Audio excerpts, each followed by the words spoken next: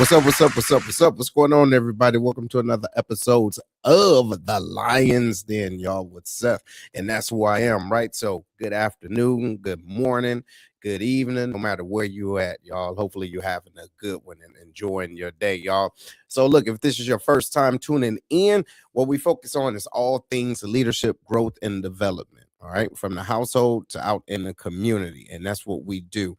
And I mean, y'all, look, it's the first of the month, the beginning of February, of course, not just Black History Month, but this is a new time to start something fresh, start something new, or to continue to do the things that you've been doing or the things you said you was going to be doing this year, right? So look, my weekend was whirlwind, a lot of things going on, right? But at the same time, being able to be focused, coming on, connecting with y'all, it's a blessing, y'all. It is definitely a blessing. So I want to say a special shout out to the individuals a part of the Lions circle. You know what I mean? What's going on with y'all? What's going on? Thank y'all for tuning on in, and everybody else from around the world, even the students at Mason Clark Middle School in East St. Louis, y'all. So check it out. This conversation that we're going to have today. Wait, before I go into that, of course, my other half isn't here. Herm, he's out taking care of some business right now. So y'all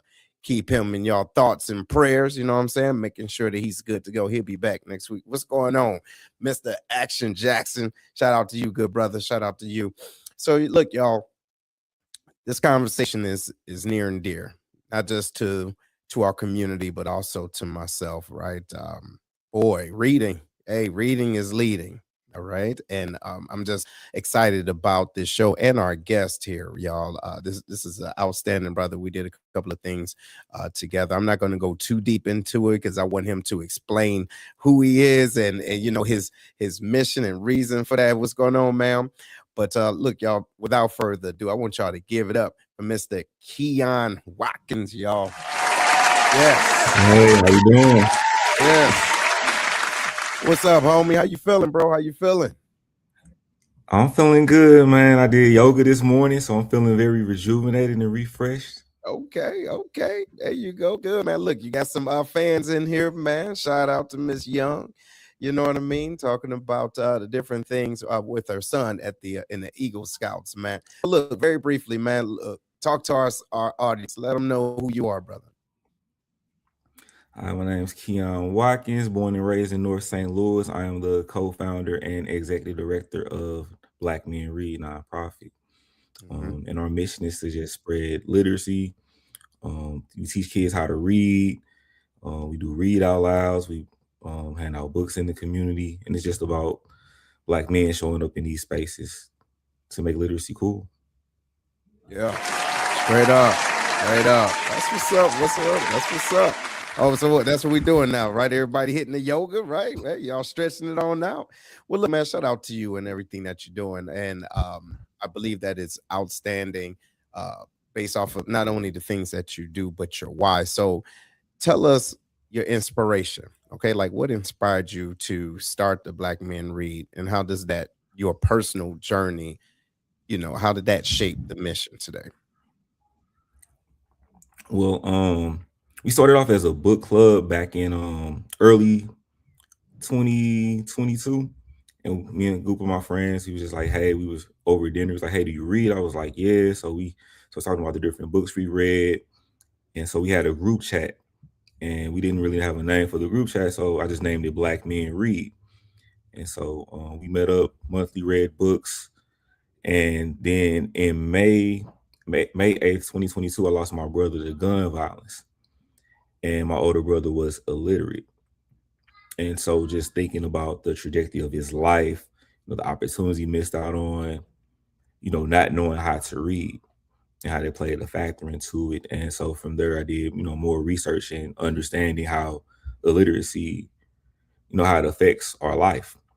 And so decided to start Black Men Read to really pour into the next generation and just to pour into, you know, everybody in the community. No, man, look, that's super dope. And look, my condolences to you and your family and everyone else that has lost a loved one due to gun violence. So let's sit with that for a second, man. You said something that I believe can be leaned into a little bit more as far as the importance of being able to read, to understand, especially when it comes down to your own. Can you elaborate a little bit more about that?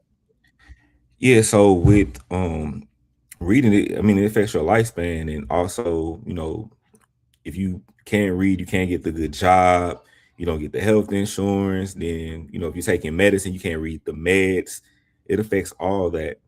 And even with the schools to prison pipelines, I learned that 70% of inmates can't read past the third grade level. And so prisons are built based off of third grade reading scores. So even something as effective as getting kids to read at a third grade level can change their life. I agree. I agree. Yes, and you're absolutely right, especially with Yeah. those statistics. So let's talk about representation. So as a black educator, right, in St. Louis or even just in the Metro East area, how do you see representation impacting young black students or just young students in general, especially when it comes down to literacy and education? So for the babies, they have to replicate, they have to see it. And seeing a black man, someone that looks like them, in the books they read, and also in the people that it's encouraging to read, is most effective. And especially in the education, which is pretty much ran by white women, there's an innate bias that happens with education with black boys. Typically they don't see us as intelligent, they don't see us as learners or geniuses. So if you can't see a kid that you're teaching as a genius, how can you cultivate the genius that's within them? Mm, wow. Wow, absolutely. Absolutely. Look, first of all, shout out to everybody that's tuning in. Thank you, y'all. Look, we're talking about not just real men read, but black men read and how important it is. So, again, shout out to everybody that's tuning in right now. So, here's a message. What's going on, Miss Nico? It says, I'm glad that there are people such as yourself addressing the literacy issues in the community. Many, many will use someone's illiteracy as punchlines instead. Yes, absolutely. You're absolutely Yeah. right. And that's what we're trying to avoid, y'all. So again, this is Lions Den with Seth. If you're listening to this outstanding conversation, please hit the share button or let individuals know where to tune in and how we're getting it in. All right. So as you're talking about education, as we're talking about education, what are some of the biggest challenges you face, by communicating or wanting to get inside the school systems? And how have you overcome those? So I can say that I'm blessed. And just to touch base on that last comment, that's kind of a part of my why as well. Because actually my ignorance actually made fun of my brother for not knowing how to read, in the past. And so that's definitely after learning, how it affects his life, that's part of my why as well. But with the schools, I've been blessed and we've been fortunate to really be able to get into the schools because they see that there's been a big dive in literacy um within the past like 10 years. And so they know that it's something that's much needed. And no, it's not too many organizations like mine that exist. And so they recognize the need, they know how important it is. So they want us to be inside the schools. And so my biggest hurdle right now is really just getting the volunteers. Okay. So when you talk about volunteers, what would you say the criteria is for those volunteers for your Um, organization? you have to be 18 plus. You have to know how to read, and we honestly we do the training. So we train you and equip you with the tools to teach kids how to read. And at the most, you have to know how to read at a third grade level, and we can coach you. Um, I have a teacher. We teach the science of reading, where we start with basic phonemic awareness. So the sounds of the letters, letter recognitions, vowel sounds, and consonant blends. So we equip you with all the tools and get you ready and prepared. Because a Good. lot of times with our kids and our babies, they just need that mentorship aspect. So even Hmm. though we're teaching the science of reading, the holistic approach of seeing someone like them is Hmm. important as well. Absolutely. Hey, you hear that, Herm? Look, we can get you where you need to be, bro, so you can volunteer. All right, we go get you there. We go get you there. But shout out to everybody that's tuning in, y'all. We're talking about real men read, especially with our guest here, Mr. Keyon with Black Men Read. his nonprofit organization in East St. Louis, excuse me, in St. Louis Metro East area. He's going to be doing some things over here on the Illinois side. So we're going to go into that a little bit later. So tell us a little bit more about your mission. Okay, for those that's just tuning in, right? And how do you help, or how do you want to gauge, or how will you gauge inspiring the next generation of readers, and what would be your metrics, if you will, for success? So, so Black Men Read, we inspire kids, to read, and just promoting literacy through tutoring and also representation. So we launched the campaign last year where we had posters with 25 black leaders from the St. Louis and Metro East area, and their representation is called The Power of Reading. And so that's something that we use to inspire kids so they can see these images and see Black men in these spaces. And I'm a firm believer in authenticity and intention. Mhm. No, outstanding. No, same here. Same here. And a lot of times we can listen to podcasts like this or see certain things on, social media or whatever. But what you really don't see much of, especially in the area, is either individuals implementing that which they hear, or actually being an advocate. So, as we talk about community engagement, how has St. Louis, all right, or even just the Metro East community responded to your efforts? It's been positive, all positive. Everybody loves it. And it's the Show Me State, and people were seeing the work being done. And people don't understand, like, within St. Louis, there's like 22,600 nonprofit organizations. Wow. Yeah. And so if You people said were really doing 22, you said 22,000? yeah, it's about Wow. 22,000 now. Yeah. Yeah. So I And could just so imagine how organizations are trying to garner from the same pots of money. You know what I mean? Or just trying to get, wow, didn't know that. and what makes you stand out is your doing the work and big on intention and impact. Hmm. And so just being consistent, constantly showing up, constantly, being in front of the babies and doing the work has made, Black Men Read successful. And that's what you have, positive impact and a positive perception. You know what? That was going to be part of my next question too, and I think you're answering it. But breaking the stereotypes, right? So often we are, unrepresented in the education and literacy initiatives, if you will, Yeah. right? And then so you're essentially answering it, like, how does Black Men Read work to break those stereotypes and change the narrative? And what else do you think that you can do to help change that stereotype?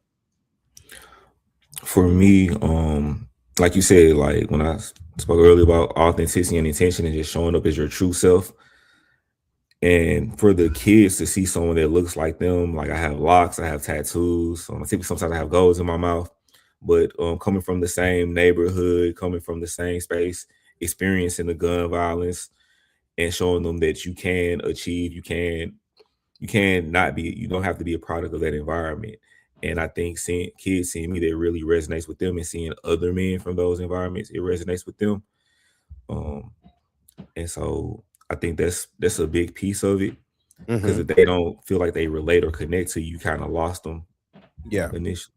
No, that makes sense. So, what is part of your hook to grab their attention outside of having the grills in? You know what I mean, and the locks and everything like that. But I mean, you think about it, man. Reading for real. I mean, to the point where individuals are turning pages, not just reading Facebook. Right? That's not a real book. I mean, how do Right. you hook these young men to actually grab a tangible book?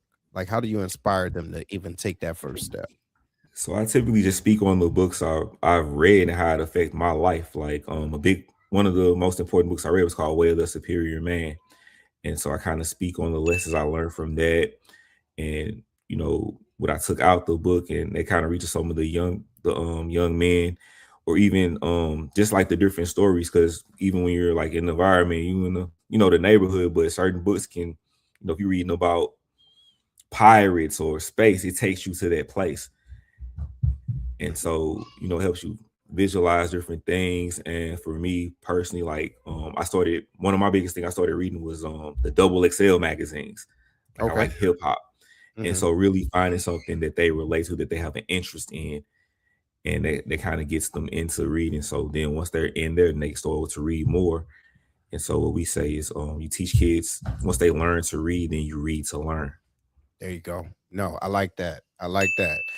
You know what? It's funny you said that. I do remember the Double XL, right? All of those different magazines. But have you seen a decline in those types of magazines, especially the ones that's promoting pop culture, or not just pop culture, but our black culture, so that it is something that kids can see, that they can inspire to be like? You remember the Source? There's no more Oh yeah. Source. You know what I mean? Uh, There's no more Vibe. There's no more, you know what I mean? Things of that yeah. nature. So, have you seen the decline? And if you have, like, what are the alternatives today? Yeah, it's definitely been a decline, and I feel like we're missing that, having something that you can hold that's tangible, that can, out outlive you for the most part. But everything is so digital now, and I feel like the technology has been, it's good and bad. And like you said, the technology had a hand in it. Like they can just instantly post a story right there. But then when it comes to stories, now you have, with information comes a lot of misinformation, and Yes. and Yes. so that's why really, with the literacy, what we're teaching is reading comprehension. That's important because you have to have that discernment to navigate, to know what's real, what's fake. And Yes. so we say you have to, when we teach you to read, that's reading letters. Then you have to learn how to read the room, and then you have to read in between the lines. Absolutely. Oh, yeah. Go ahead. Elaborate on that a little bit more. I mean, so with once you're able to read, um, you're able to have that, like I said, that discernment, and then you kind of, with the reading comprehension, then from there you learn to question everything, and that builds the critical thinking. And so right now, with the way social media and the news is information being just spit out at people, to the point they're just taking it as face value and not questioning anything. And Mm, so you have to question and read. But if you don't have that critical thinking, you're just going to read it and accept it. Because I'm pretty sure everybody have seen like these fake movie posters that go spread around. Everybody's sharing it. Nobody's really reading into it or trying to see what's really going on. Or like mhm, it'll be like somebody will post something from like the Onion News, which is a satire website, mhm. and that misinformation will be spread because no one reads it. There you go. That's it. That's what I'm talking about. Thank you for that. Yes, reading is fundamental. But you know what? And shout out again to Kendrick and to everyone else that's tuning in. That is a fact. That is a fact. But I believe it's become such a catchphrase that people don't really understand even that. If you think about it, Yeah. reading is fundamental. However, if you don't even understand the the fundamental basics of reading, and to his point, understanding, you can just read to read but not read to understand the words, right? Because you can read the words and kind of put together certain things, but if you don't understand intentionality, if you don't understand tone, right, even in written text, right, there's a certain level of everything. It's just vibrations. Everything is in reading if you can read. So it's more than just reading the word. Like, for example, execution that I have here. It's not just execution. What is the point? What is the meaning behind it? And not just that, how does that apply to you? So shout out to you, brother. I think you said, man, is it The Way of the Superior Man? Yes. Yes, outstanding book. How do you utilize that book to connect with young men today that you see in St. Louis? So it's through love. And one of the biggest strengths is that the book speaks on as a man is our presence. Nothing can replicate our presence. And I feel like being present is a big part of it, and also displaying love. And so that's what I kind of took out the book. because the difference between men and women that have the feminine energy, and it speaks on how feminine energy can be replicated in anything that brings you joy, and how a man's presence is the one thing they can't replicate. That's it. Because just like a mother can always be like, "Hey, I'm going to tell your father." It hits harder. Mm-hmm. Mm-hmm. And Yeah. so I think when kids see a firm man, but also displaying love and also offering grace and meeting them where they're at, and not, uplifting and pouring into them, and not talking down to them, but talking up. We're talking and meeting them exactly where they're at. There you go. Yes, yes, yes. Thank you for that. Thank you for that. Yes, it's absolutely right. Y'all look. Yep. Reading comprehension is a necessary skill. Yes, life skill. Absolutely. And man, no, you're right about that, especially when it comes down to understanding certain things. And look, friends, for those of you that don't know me, or the fact that I love to read, but the type of books that I love to read, for example, self-help books, even if they're fictional, right? Like I have a good friend. Actually, I'll say good friend, brother of mine. He put me onto this book. I don't know if y'all have heard of it, but have you ever heard of Invisible Man by Ralph Ellison? I haven't read it yet. So let me tell you something about this, and it's thick, but boy, it's thick for a reason. And the reason why I bring that up is because as we're talking about type of books, self-help or books that you can see yourself in, this isn't the science fiction type of book. All right, it's not the Invisible Man. Hey, I want to be seen, I'm about to be out here, be out of line. No, it's about a man, African American, that is invisible to society. Mm, You get what I mean? And how yes. many times do we, not just men, women, or individuals, feel like they're not seen? And sometimes it's a good thing, but sometimes it's a bad thing, right? Because being seen brings attention, okay? But being unseen, brings a certain level of vibration. So, what type of books do you personally read? So I like the self-help books. Um I like kind of like the essays. Tay Nahasi Coates is one of my favorite authors. And I do fiction, read fantasy novels. I'm into anime. I like, little nerd, comic book nerd. But the latest book I read is called Sky Full of Elephants. Mm, And that book is I think it's an important read as an African American. And what it touches based on is like every white person in the world dies. They walk into an ocean and drown. And so it speaks on what would America look like? What would the world look like? And it's an wow, interesting story. really? Um, yeah. Yeah, man, that But sounds intriguing. And so, look, ladies and gentlemen, as we're having these conversations, it's not just about real men reading, right? And black men read here, as far as nonprofit in St. Louis, Missouri. I question you to think about what is it that you are digesting, meaning reading. What are you reading? And honestly, friends, it's not just what are you reading tangibly, but what are you really, bringing inside of you, and what is it actually doing? So, brother, I'm gonna ask you this question: are you able to see the results of your organization in the youth that you connect with, as far as how they're navigating or starting to see life in different? If so, what do you think about that? Like, what have you seen? so I'm glad you said this. So like the other day, I actually got some of our data from our students that participated in our tutoring program, and we worked with in a lot of different grade range from elementary kids, but about 18 out of 22 of our students are seeing their reading improve by 3 to 4 grade levels. Yeah. Yo, that's what's up. That's what's up. You said 3 to 4? Yes. Wow, that's amazing. That is amazing. All right, I'm sorry to Yeah. cut you off. Go ahead, man. Continue. All right, yeah, and we also do a program where we do read out louds with the St. Louis Public School. We do a home libraries initiative where we provide kids they each kid at the elementary school gets 10 books apiece. And so there's something else that we're working on is curving the book desert, which is an area where there's 100 books or less inside the home. Mhm. And so that's another approach because reading is a community thing. It's a family activity as well, Yes. because a lot of times if the parent doesn't know how to read, typically the The student doesn't know how to read. The child Right. doesn't know how to read. Mhm. And so it's really about getting those books in the home and really, they have to see it. Yes. No, you're right. You're right.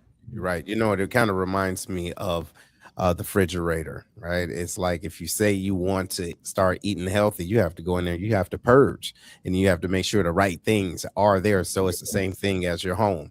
Make sure the right things are around your home, right? And having a great inventory of the things that emulates your desired results. So no, that's outstanding, man. I appreciate that. That's super dope. Now, when you when we're talking about education, we have teachers and other educators, what type of advice would you give, young men, if you will, who are interested or considering a career in education or being in a community leadership role?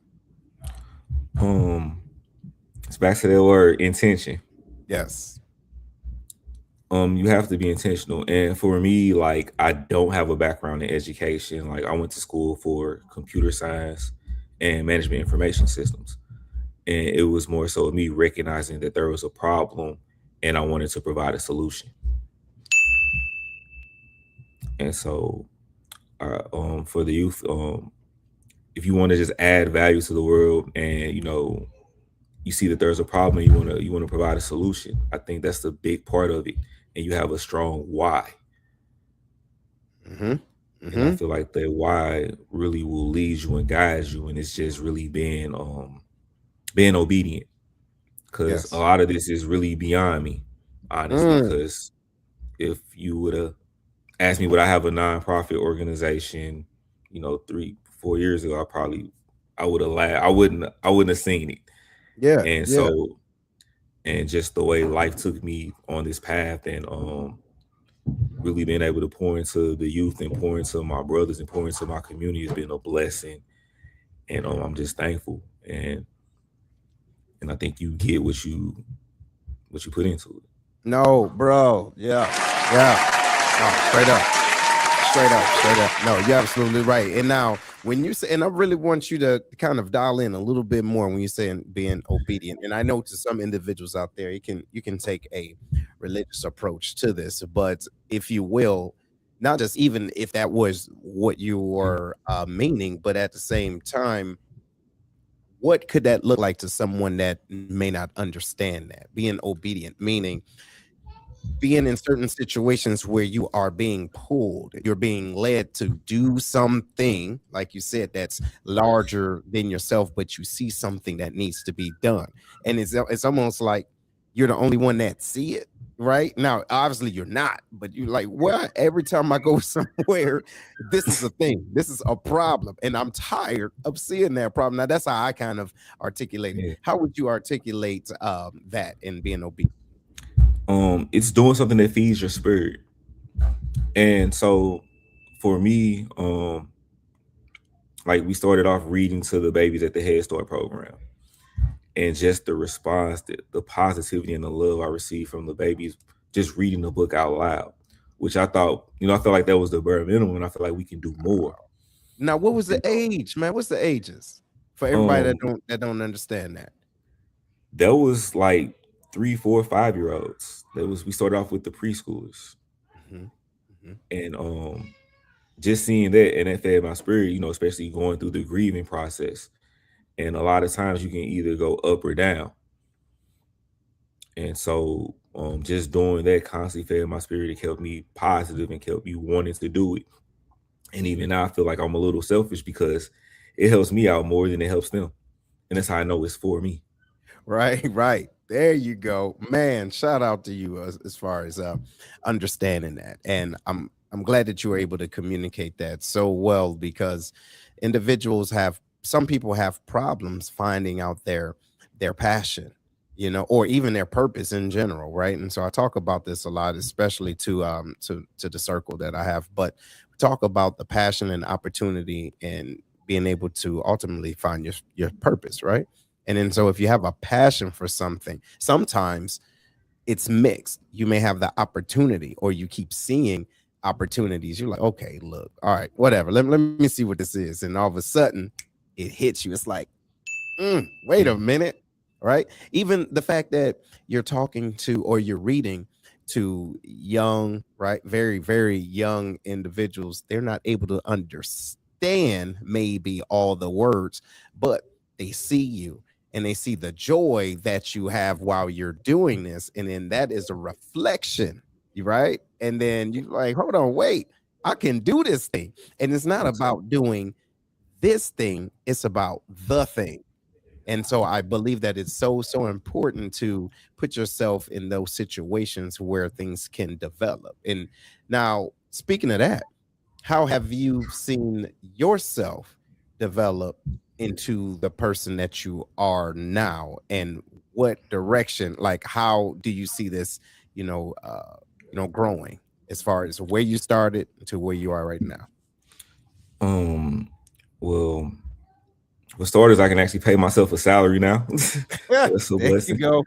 Yeah. But more importantly, my mental growth and even on a spiritual level, like just reading different books gave me different perspectives. As far as like with healing, forgiveness, and being in community led me to being in men's circles where we talked about trauma, and ultimately it led to me forgiving my brother's killer. So I think about 2 years ago, we were actually in court, and I didn't want to go, but something told me because I actually got the guy's name the day after my brother was murdered. Like he lived in the same apartment complex as him, and I never wanted to put a face with the name. But I decided to go to the court and support my mom. And so I actually had a Black Men Read shirt on at the time. So I gave the family statement. And from there, the judge, talked to me about, hey, we doing Black Men Read. I was like, yeah, this is what my non-profit organization. And then the young brother that, caused harm to my brother, he stood up, talked. And then when he was about to sit down, I asked the judge, can I give him a hug? And she kind of stopped for a second, kind of made her pause, but he denied the hug. But I've been at peace ever since, and I attribute it to me being in community, understanding the systemic issues that causes young Black men to feel like they can only answer with violence, and so that's why I was able to extend him grace and understanding that forgiveness is not for him but for me, and I attribute that to the books I read, the community, and just changing my mindset. Yeah.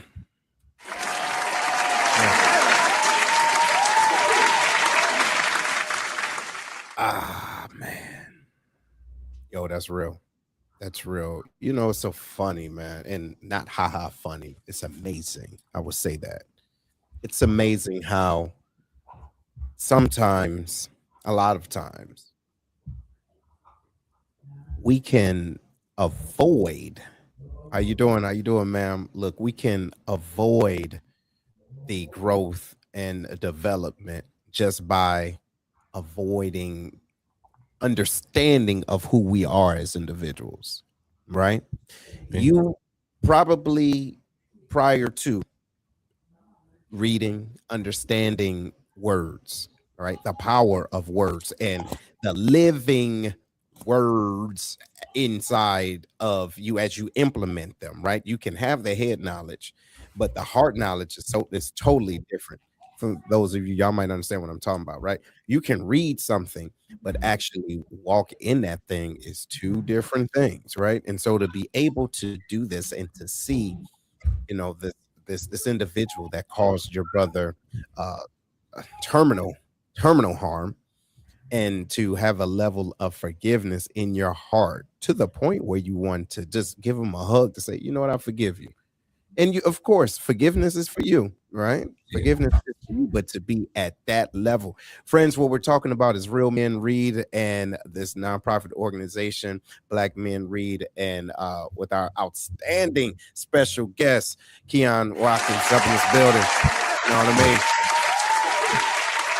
Yes, yes, yes. But look, if you're just tuning in, the question that I asked, I don't even know if it was really a question because just so moved by that.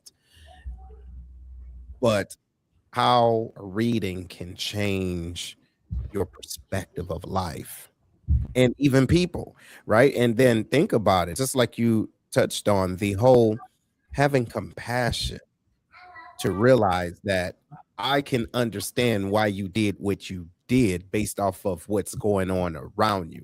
It doesn't make it right at Right. all, not even making allowance for it, but I understand. I can understand. And so now, even just by taking that, let's take that a little bit further. What else have you been willing to understand? Not just now about you, but the surrounding, the community that you're in and why your nonprofit is so important. Hmm. Um, really seeing that there's a need and a want for people want to see someone step up and not like the same nonprofits that been around for years that really haven't been impactful. Mhm. And I read books like The Miseducation of the Negro, and things that were published in like the 1920s, 1930s, and we're still facing the same issues to this day. And so I think it's important to do something different and have a different approach and really connect.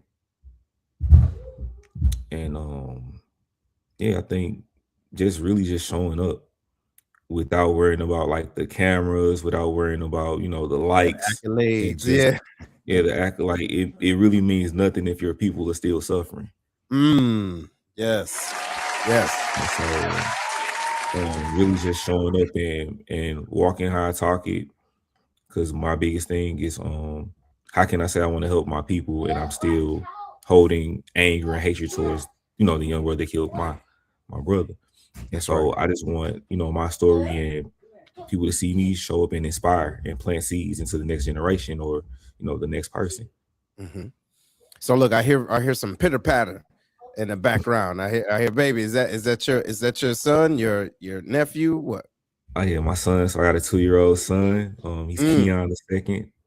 okay. All right. Shout out. So now, yeah, he was getting it in before we started, right? He all over the place. So shout out to Yeah, you, man, to being a father. So how important is it now? See, now this takes it to a different level. So it's not yeah. just for you, it's not just for the community. Now explain to me how important this is for your legacy. Like I said, legacy. It's about Yeah. really Yeah, yeah, all um in my head. Go ahead. marking your stamp on the world. And I just want the world to be a better place, once I pass. And I want to do something that has an impact that outlives me. Mhm. And for me, naming my son Keyon the second, it was intentional because I know names are important. And I wanted to have it, to be his own individual, but at the same time, I wanted him to have my name.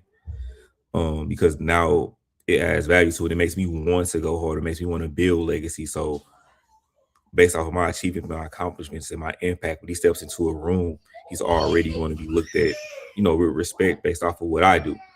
That's And right. I'm big on Game of Thrones, and names are important in that show. Hmm.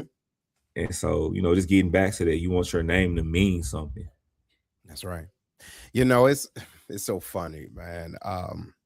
Man, and so I'm in the education space, and the type of names that I read, for the kids, some of them, honestly, no, there's no shade to the family, right? But some of them are hilarious. I have seen Your Highness.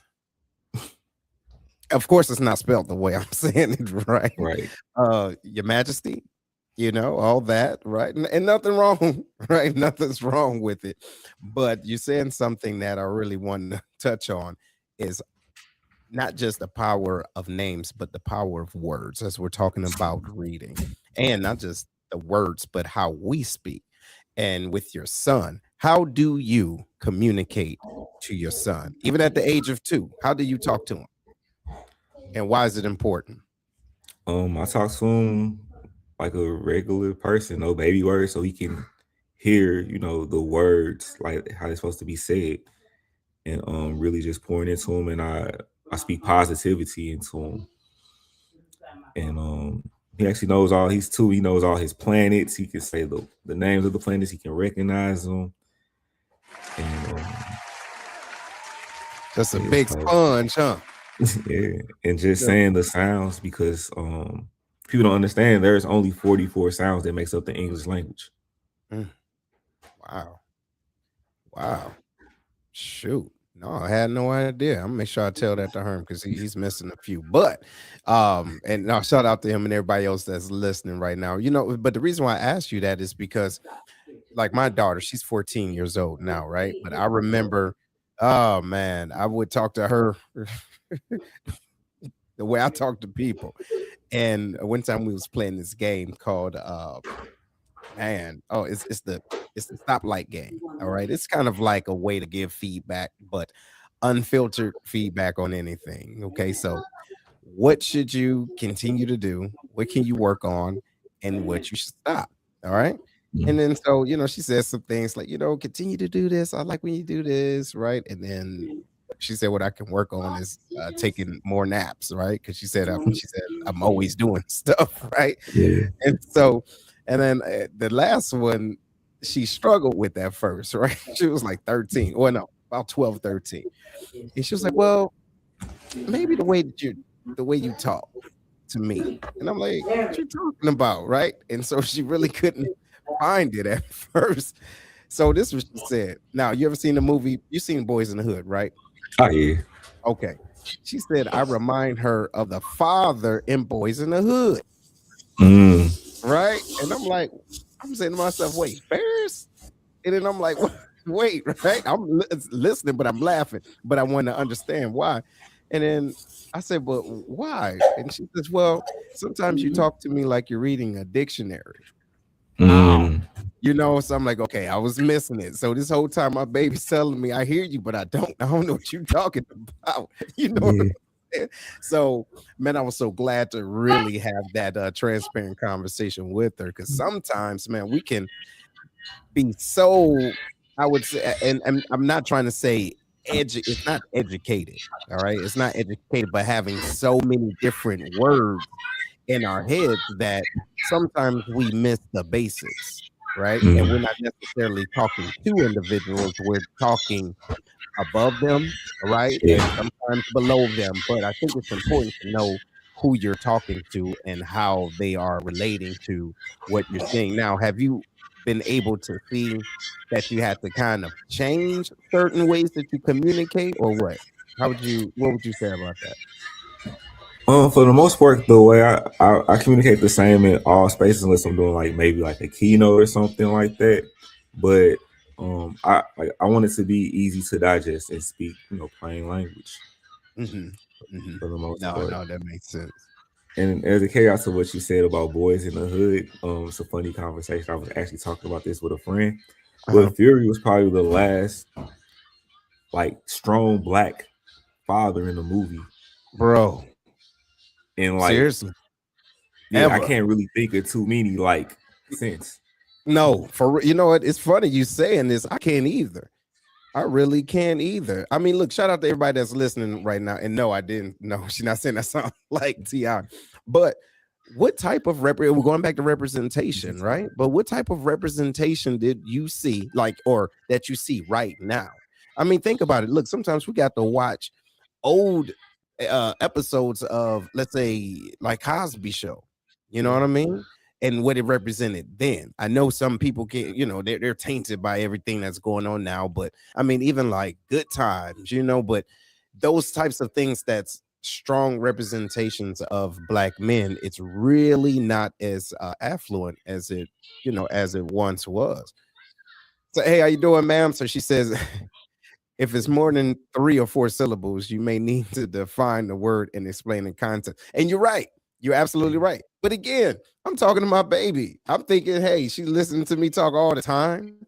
Right now, of course, I'm not rolling around saying, hey, baby, I need you to go do this expeditiously, like I am Ti, right? So she'll look at me then like I was stupid. She understands it now, but at the time, I was so comfortable. And I think that's what it is, right? You get to the point where you're comfortable reading at a certain level, then you're speaking at a certain level. You're just now arbitrarily assuming that everybody that's around you is understanding you. That's a bad and false assumption. That's a false assumption because you can have every intent in your inside of you to help this person, but how are you helping them if they can't understand you?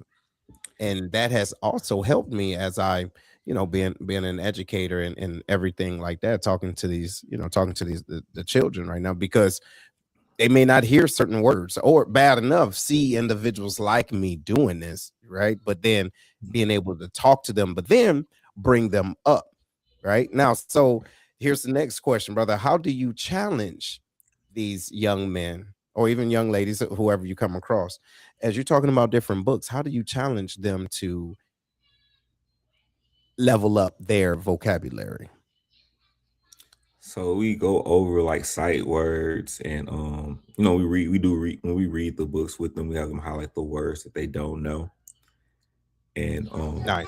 back to something that you said, it's really honestly it's important that we say those big words around our babies, especially from from 0 to like 5, because I think I don't know the exact numbers, but it's around like Caucasian kids are exposed to maybe like 40,000 words by the time they're like 5, compared to maybe 10, 9 to 10 African American babies.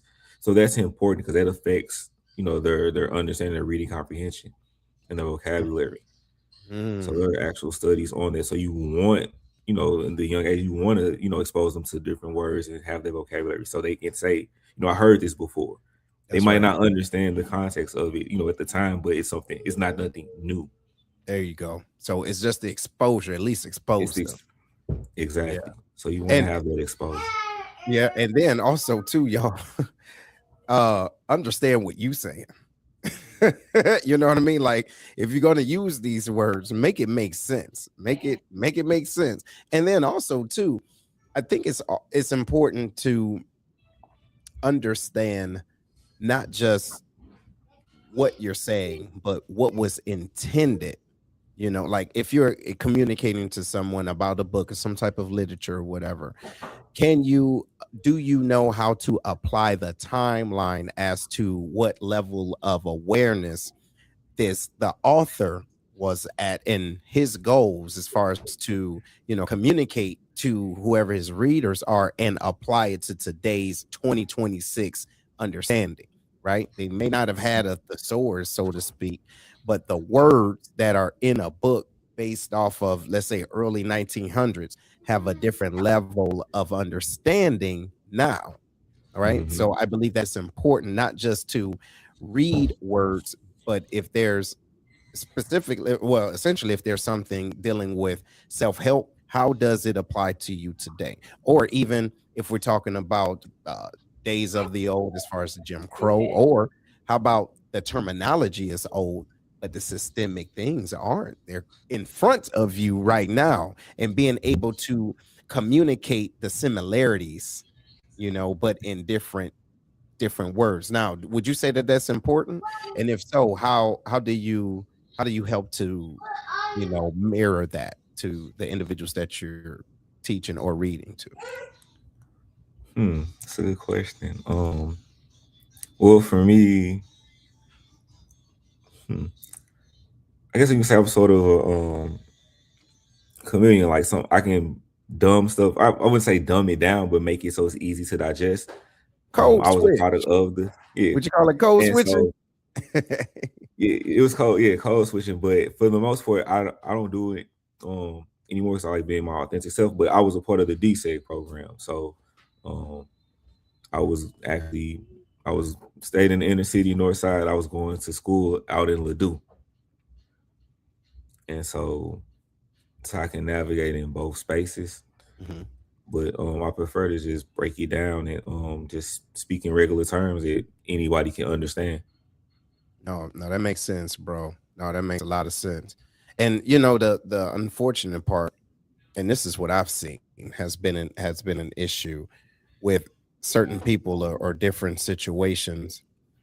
If individuals don't understand what you're saying, they will kind of project this level of uh, inferiority, right? It's like an inferiority complex. Like, they will judge the way that you communicate or your level of understanding with intelligence, and that's not true, and it's not fair. You get what I mean? Now, have you come across that as you've been navigating in this space of a nonprofit world and people Ah, kind of judging you? yes. I wouldn't say judgment, but it's sometimes it's like issues with communicating. Like if I'm talking over someone's head or they don't understand what I'm saying. 'Cause I tend to be in my head sometimes and think that they know where I'm coming from. And then I can see that they're lost and it may be like a conflict. Because I may be asking the same questions and they're not understanding it, and then it may be an issue. So I learned to really talk slow, and even when I'm speaking, ask in the middle, hey, does that make sense? Do you understand? And then if they don't, then you can address that. Mhm. So I really think really being mindful of people's of where they're at in intelligent or their knowledge base. Right. Okay. Well, look, man, as we're getting ready to wrap it on up, what I want to do for real is give you an opportunity to talk to people or just to let individuals know about your future goals as far as Black Men Read, and how do you envision expanding? And I know that there is some expanding going on now, but if you can communicate that, and how, you know, what it is that you're doing is promoting literacy and education. So we're looking into build capacity to be in more schools. Right now we're in about 3 different schools. We're looking to be in the fourth school. As far as with our tutoring, and we also have a program that it's called Black Men Talk, which is a men's mental health space. It's a safe space for men to talk. We started it over here about 4 or 5 months ago because I was going to different men's circles. And when we had our book club, it was guys that weren't reading the books, but they engaged and loved the conversation. So I figured we should have a space centered around the conversation. And so we started Black Men Talking. We actually have a licensed therapist that facilitates it. And we'll actually be expanding the program over to the Metro East Side this month. And that'll be every third Friday. And it's in partnership with Optimal Wellness. Mhm. And yeah, so that's one of the things I'm proud of that we're doing, and we're about to launch a music program, hopefully the end of the month, and it's just tying literacy into music, and so we're Nice. focusing on the writing, the lyrics, and I have a actual artist that's going to run this program. He's going to teach the kids how to make a beat, how to record as well, and we're partnered up with the YMCA. We're doing a program called Adolescence to Authors, and so we're going to take 15 young men. I have a published author. She's going to walk them through actually writing and publishing their own book. So they'll end this particular cohort with the LLC and a published book. Outstanding. Outstanding, man. I can't wait to be a part of that, man, and see how that's working. And now there's an event coming up, right? You want to talk about that? Oh yeah, so we have an event. It's called Voices in Tandem, Hmm. and so this will be our sixth one. So we do this event twice a year. It's in partnership with the St. Louis Public Library, in which we have local authors do a panel discussion. They talk about, ask questions about their journey and just get some insight on, the what made them write the book, their why, the challenges that they faced, and it ends with a book signing from the authors. So we have 5 authors, and each author, their books are then carried, they're circulated in the St. Louis Public Library that participates in this program. So it's pretty That's dope. dope. That's dope, man. So, hey, just to let the world know, and again, directly to you again, I want to thank you, man, for giving me the opportunity to be a part of that. Man, it's super dope, man. So shout out to you, man, and everybody that's a part of it, for real. That's super dope. All the things. So look, last thing, man. How can the individuals or the listeners here at the Lions Den get involved with about Black Men Read, or support your mission or to promote your literacy and education? How can we do it? So you can go to our website, blkmenread.org. We got a donate button if you want to donate. We have our programs listed on the program link, and you can actually sign up for our programs. You can sign up so we can kind of know what you're interested in, and I can reach out to you. Also, follow us on Instagram at Black Men Read STL. Mhm.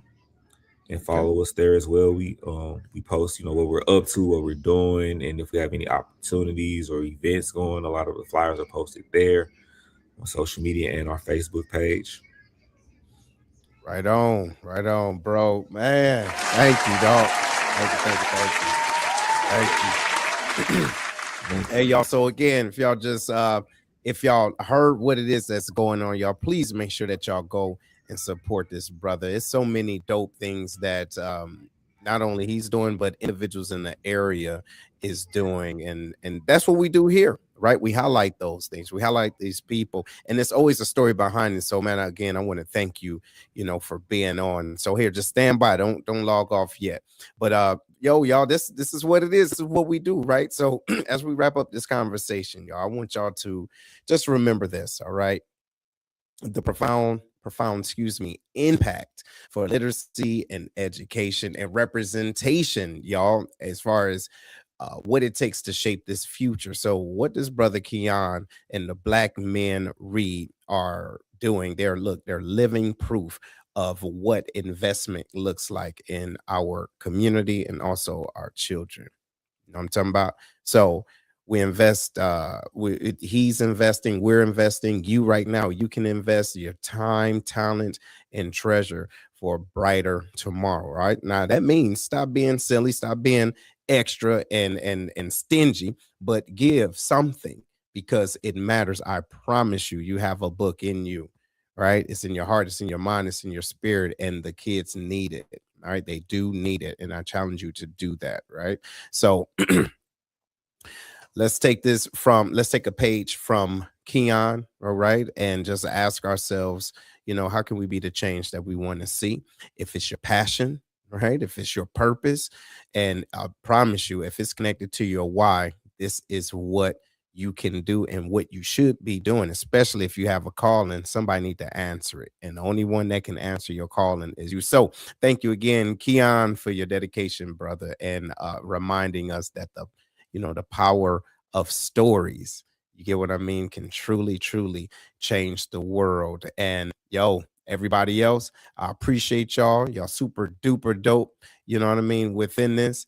And look, just as a reminder, the Voices in Tandem is April 25th. Okay. April 25th. Make sure that y'all tune in and stay connected when we're going to get it in together, y'all. So, y'all enjoy the rest of y'all week. We appreciate y'all. We love you. We'll see you on the flip flop. Right on. Later.